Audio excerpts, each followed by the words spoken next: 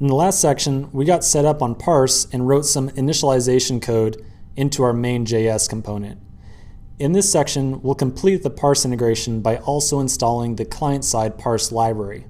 Remember, Parse is a service that replaces the need to create a conventional backend. We're going to use it to give our users access to the ability to sign into and out of our application, but we can also use Parse for many other functions that would normally be reserved for a full backend API. All right, so onwards. Parse has a special library designed specifically for working with React, called somewhat unoriginally Parse React. We can find documentation and installation instructions by searching on GitHub for Parse React.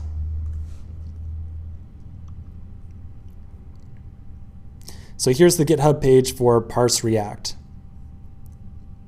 And in here you'll see there's some examples, blah, blah, blah, getting started, blah, blah, blah, and specifically some installation directions for when using Parse with React Native. So if you're using Parse with React Native, we can't just grab the default stock Parse stuff.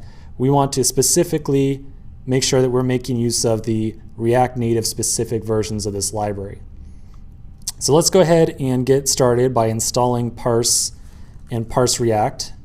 At the command line, we'll run npm install -- save parse and parse react. So this will just go ahead and take a second here.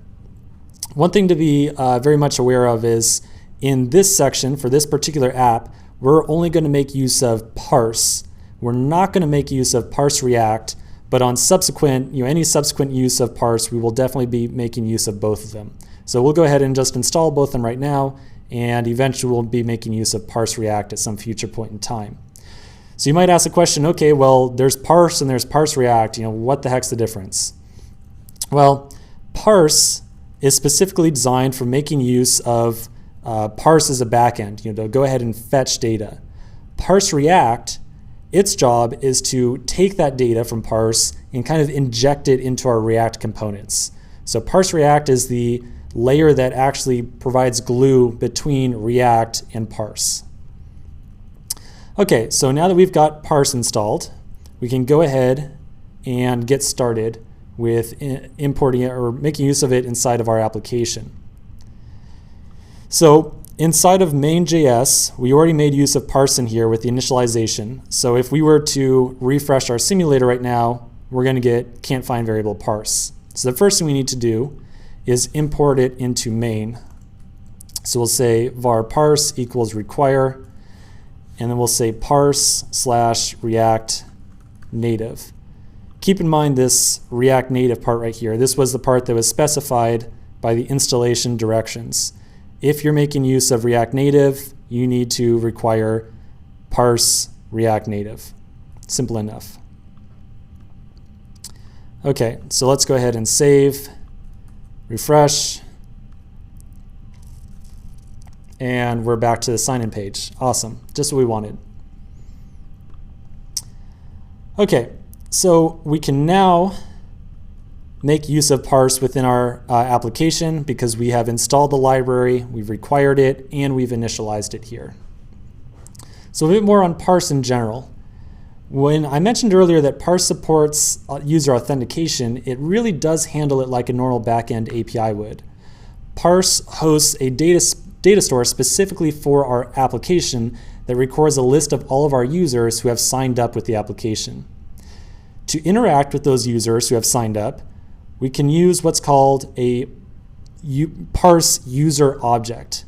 The user object in Parse has a number of different methods for handling some of the most common use cases, such as signing up, logging in, resetting passwords, etc., all that kind of stuff. Before we go any farther with Parse and users, let's go ahead and pull up some of the documentation.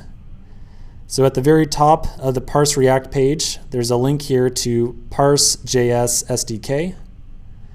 I'm going to open it inside of a new tab. And here we go. On the left-hand side, you'll see there's some documentation down just a little bit about users.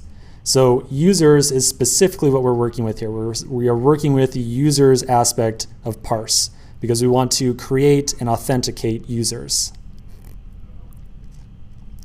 So if we click on users, you'll see that there's a lot of stuff that looks like exactly what we want to do. We want to be able to sign a user up, and we want to be able to log them in. So I'm going to go ahead and click on the logging in section here. And it says, to go ahead and log in a user, you can use the class method login. So we can call parse.user.login. Not that bad, right? We'll give a username, we'll give a password, and then we also give a function to call when the login is successful and one to call when the login has failed. So like, say when the user enters incorrect username and password, that would be the fail case here. So this is kind of why Parse is so great. To log a user in, this is it. That's the whole shebang right there. Not a whole bunch of complicated stuff going on here. Pretty straightforward. So let's go ahead and make use of this. I'm going to go back over to my code editor, bring up the simulator, and we're going to open sign in. So remember, we put in a little comment in here for our onPress callback whenever the user presses sign in to log the user in. So this is where we will make that login happen. First, at the top, we'll go ahead and import parse. So we'll say require parse/react-native.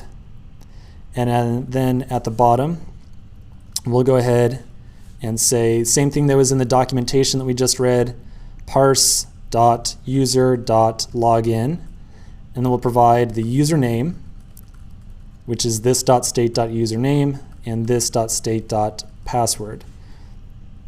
Remember, this is a total side effect of the usefulness of reflecting the text inputs on state. I don't have to worry here about let's go dig into the text input and figure out what the current value is. I can just make a reference to this.state.username and poof, I know that's going to be the correct username. So then we'll provide the callbacks for success and error. The success case gets a user, and for right now we will just go ahead and console log the user. Don't forget the comma at the end here.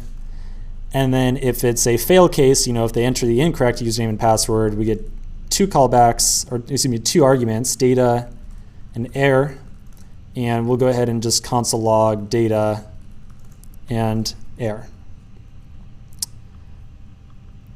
Okay, so I'm going to go ahead and save the file. I'll refresh. And I actually just happen to have the developer tools already open here in Chrome. If you don't have them already open, remember you can press Command D and then hit debug in Chrome. So I'm going to refresh here real quick. I'm actually not sure if these are actually, I'm going to restart the debugger here really quick, just in case. Okay, cool. All right, very good. So right now we don't have any users in here. We haven't signed anybody up with our application yet. So really I would expect typing any username and any password in here to give us an error. Like I don't have any usernames to try to authenticate against. So enough talking, let's just go ahead and give it a shot. We got some, blah, blah, blah, and some blah, blah, blah. And I'll click sign in, and we get a parse user back, and we get a parse error. So this is the error case right here.